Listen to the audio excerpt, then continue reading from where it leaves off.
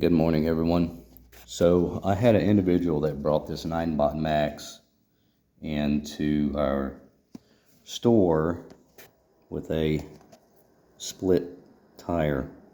The only way that this happens, people, is if you wait till there's no air in it and it rides on the wheel for a few miles and it splits the sidewall. Make sure you keep your air pressure up to date. Once a week, check your air. Make sure you got the proper air pressure, because this is what happens when you try to ride on a flat.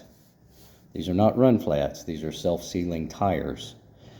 That means if you have a nail in them, you pull the nail out, it'll seal itself. Other than that, you're replacing the entire tire, and that's not cheap. Another common problem that I find on the 9-bot is the way that they have the three-phase wires.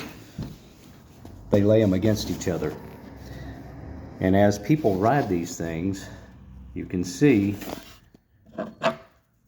these wires are completely melted. This wire is almost all the way melted through. All of this has overheated so much on one of the three-phase wires it's melted the other ones together. So this person is one of the lucky ones, because I can still turn this wheel, which means that this has not burnt all the way through quite yet. Once at least two of the wires burn all the way through and make connection against each other, for the most part, it's not going to burn up your controller or anything like that. However, what it tends to do is when you try to spin this wheel, it'll do like this. So it's going to act very jerky. And what that's telling you is that at least two of the three-phase wires like this have burnt and melted together.